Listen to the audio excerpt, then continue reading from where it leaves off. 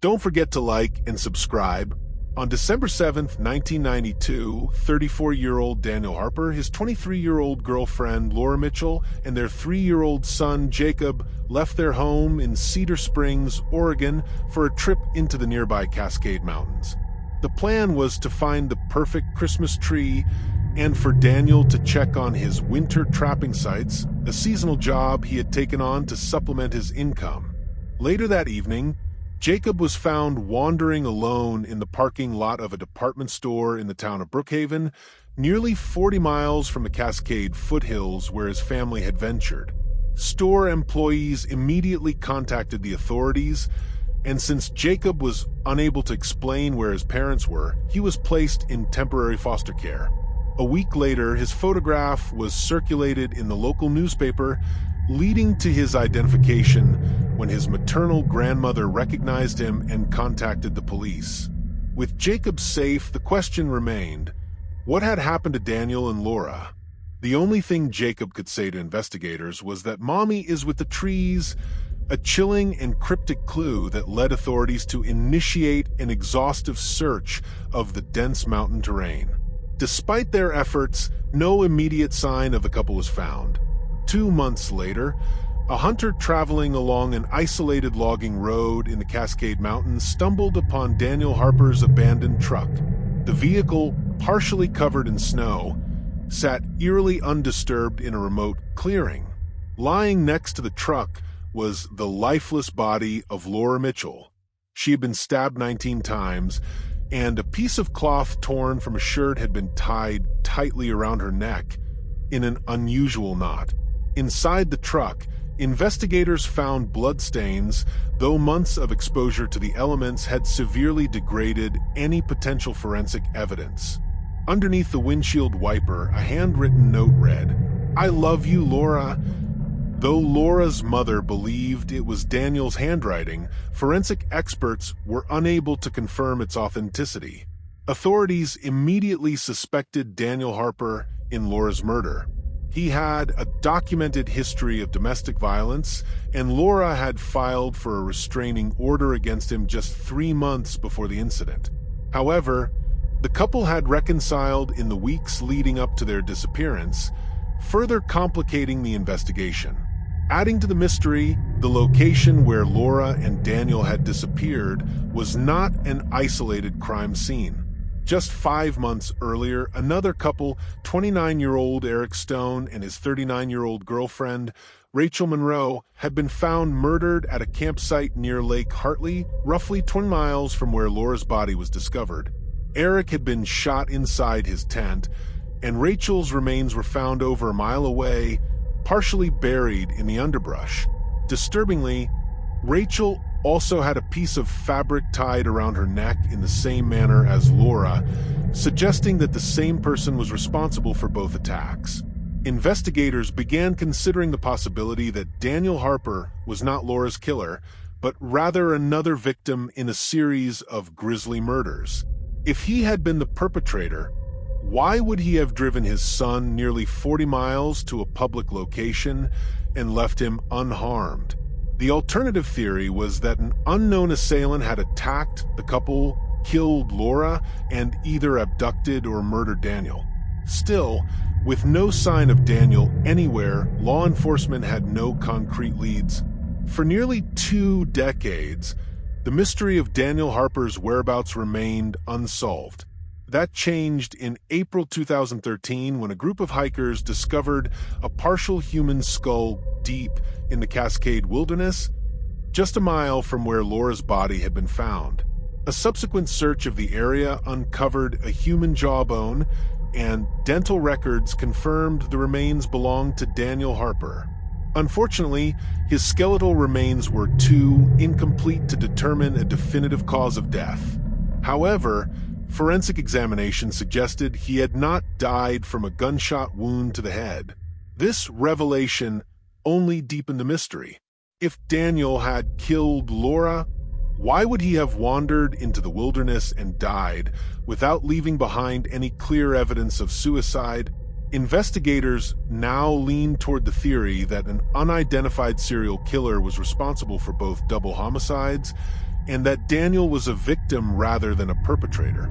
The case remains officially unsolved, and whoever was responsible for these brutal crimes was never caught. The chilling words of Jacob Harper, now an adult, still haunt the case to this day. "Mommy is with the trees." In the fall of 2001, 3-year-old Jared Atwood set out on a nature hike through the rugged wilderness of Clearwater National Reserve with a group of adults and his 6-year-old sister. His father, Alan Atwood, remained at the lodge he owned and managed, trusting the 10 adults from a visiting faith-based group to watch over his children. The hikers planned to explore a remote trail that wound deep into the heart of the sprawling 250 square kilometer, 96 square miles reserve. Along the way, the group split into 2 clusters, with the children excitedly running between them. It is believed that Jared ran ahead to catch up to the front group, possibly attempting to playfully surprise them. However, in a tragic turn, that was the last time anyone in the group saw him. Hours passed before the adults realized Jared was missing, with each person giving wildly different estimates, from 30 minutes to nearly 2 hours. A massive search effort was launched, involving over 60 people and trained search dogs. Unfortunately, the search was hindered when a rescue helicopter crashed on October 6th, and a sudden snowstorm blanketed the mountainous terrain, further complicating efforts. 2 fishermen in the area reported an eerie encounter with a young boy matching Jared's description. The child had approached them and asked if there were any bears nearby. They confirmed the presence of wildlife, at which point the boy turned and walked away. Search teams later discovered small footprints, initially thought to be Jared's, but wildlife experts later determined they were overlapping bear tracks. During the investigation, a ranger at Red Cliffs National Park, located nearly a 10-hour drive away, reported a strange sighting. While eating at a roadside diner, he saw Jared's missing person flyer on the news and immediately recognized the child. He was certain he had seen the boy that very day, walking with an unidentified man who kept calling him something similar to Gerald. The ranger recalled that the child had tried to hold his hand, but the incident was ultimately dismissed by authorities. Meanwhile, a friend of Alan's named Cindy began her own investigation near the area where Jared vanished. She stumbled upon a remote cabin where a family was acting suspiciously. They were hurriedly repainting their van and became aggressive when they noticed Cindy watching. One of the men jumped into a truck and sped toward her, screaming for her to leave. When Cindy reported the encounter to local law enforcement, it was ignored. For years, no trace of Jared was found. Then, in 2005, searchers made a chilling discovery: his small sneakers, sitting in pristine condition despite the passage of time. They were located an astonishing 160 meters, 525 feet, above the trail, in an area nearly impossible for a child to reach on his own. His sweatshirt was found intact, while his pants had been removed and turned inside out. About 50 meters, 165 feet, away, a single tooth and a fragment of his skull were uncovered. Some believe a wild animal such as a cougar carried his remains up the steep incline, but skeptics argue that an animal attack would have left his clothing shredded. Others suspect foul play, pointing to the strange encounters and ignored leads. To this day, the disappearance and tragic fate of Jared Atwood remain a mystery. Nestled between the rugged borders of Oregon and Washington, Shadowed Pines National Park is known for its breathtaking landscapes, towering evergreens, and winding trails that stretch for hundreds of miles. Yet beneath its serene beauty, the park harbors a darker, more unsettling reputation, one marked by a disturbing number of disappearances that have left investigators baffled. Over the decades, hikers, campers, and nature enthusiasts have vanished without a trace, their cases filled with strange details, eerie coincidences, and clues that only deepen the mystery. The vanishing of Jeremy Collins, 1983, One of the most haunting cases in the park's history is that of 8-year-old Jeremy Collins, who vanished on July 21, 1983, while on a family camping trip. Jeremy, described as a curious but shy boy, was developmentally delayed, meaning his mental age was younger than his chronological age. His family had spent the morning hiking near Willow Creek Basin, a remote yet popular camping area deep within the park. As the afternoon sun filtered through the trees, Jeremy played in an open field with his older brother Matthew and 2 other boys who were also camping nearby. Their parents sat a short distance away, chatting and watching the children from afar. At some point, Matthew suggested a prank. The boys would split up, sneak into the woods, and circle back to surprise their parents. Jeremy, excited to join in, took off running in the opposite direction. His father, Richard Collins, had been watching the boys the entire time. But within minutes, Jeremy was gone. The other 3 boys returned, laughing as they revealed their prank, but Jeremy never emerged from the trees. Panic set, and immediately, Richard jumped up and sprinted nearly 2 miles into the forest, calling Jeremy's name over and over again. No response, no footprints, no broken branches, no sound at all. Within hours, the largest search and rescue operation in the park's history was underway. Helicopters, search dogs, and hundreds of volunteers combed the area. Park rangers believed they would find Jeremy quickly, but days passed without a single clue. Then, a chilling report surfaced. A hiker, camping about 5 miles from where Jeremy disappeared, claimed he had heard a blood-curdling scream that afternoon. Moments later, he saw a disheveled man sprinting through the trees, looking over his shoulder as if being chased. Despite this report, no suspects were ever found, and no evidence of foul play was uncovered. Years later, a hunter admitted to finding skeletal remains of a small child deep in the forest, but at the time he was hunting illegally and feared getting caught. By the time he finally came forward in the late 1990s, the bones were gone. No one knows if they belonged to Jeremy. To this day, Jeremy Collins' disappearance remains one of the most perplexing cases in Shadowed Pines. The mysterious case of Lisa Brennan, 1991.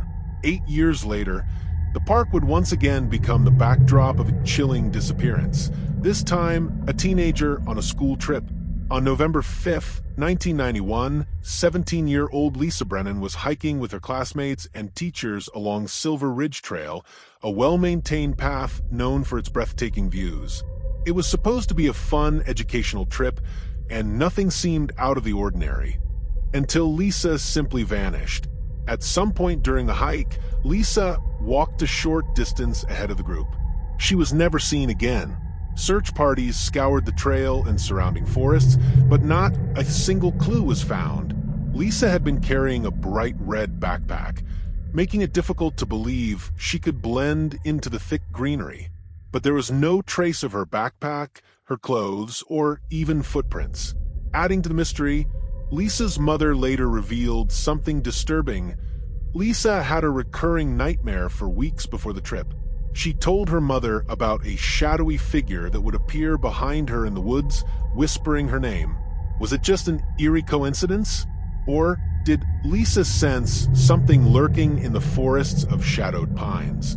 The baffling disappearance of Eleanor Matthews, 2002. In the summer of 2002, yet another person would disappear in bizarre and seemingly impossible circumstances. On August 3, 2002, 61-year-old Eleanor Matthews set out on a leisurely hike along Maple Ridge Trail with 2 close friends. Eleanor was not an experienced hiker. She had bad knees, suffered from vertigo, and frequently took breaks. That afternoon, as the 3 friends made their way along the trail, Eleanor lagged behind. She reassured her friends she would catch up and wave them ahead. Moments later, Eleanor walked over a small hill and was never seen again. Her friends, only a few steps ahead, turned back less than a minute later, expecting to see Eleanor right behind them. But she was gone. They searched the area immediately, calling her name and retracing their steps. There was nowhere for her to go. The terrain was steep, and she wouldn't have been able to run or climb quickly due to her bad knees. Rescue teams found nothing. No footprints. No disturbed vegetation. It was as if Eleanor had simply vanished into thin air. The Unsolved Mystery of Brian Tate, 2015. Fast forward to August 2015, and another disappearance sent shockwaves through the local community. 53-year-old Brian Tate, an avid outdoorsman, left his home in Summit County, Washington, to explore the backcountry in his 4x4 truck. He had made the trip dozens of times before and was expected home that evening. But Brian never returned. The next morning, searchers found his truck parked in a remote clearing deep in shadowed pines. The engine was still running. What made the case even stranger was that there were no footprints leading away from the vehicle, no signs of struggle. Search dogs could not pick up a single trace of Brian's scent. It was as if he had been plucked from existence. The cryptic case of Nathan Reynolds, 2021. Most recently, on April 9, 2021, 26-year-old Nathan Reynolds disappeared under circumstances that only add to the park's growing list of unexplained vanishings. His car was discovered in Timberline Pass parking lot, his gear untouched, a single note left behind on the dashboard. It read, "Don't try to find me." No trace of Nathan has ever been found. Theories and the unanswered questions. With so many eerie cases, the disappearances of Shadowed Pines National Park have become the subject of countless theories. Wildlife attacks? But many of the missing were experienced hikers, and no remains or torn clothing have ever been found. Foul play? Possible. Yet not a single suspect has ever been identified. A hidden network of caves? Some believe people may have fallen into undiscovered sinkholes or tunnels, never to be seen again. Something even stranger? Some theorists point to the high number of vanishings in remote national parks, suggesting a pattern beyond human understanding. One thing is certain: the forests of shadowed pines are keeping their secrets well hidden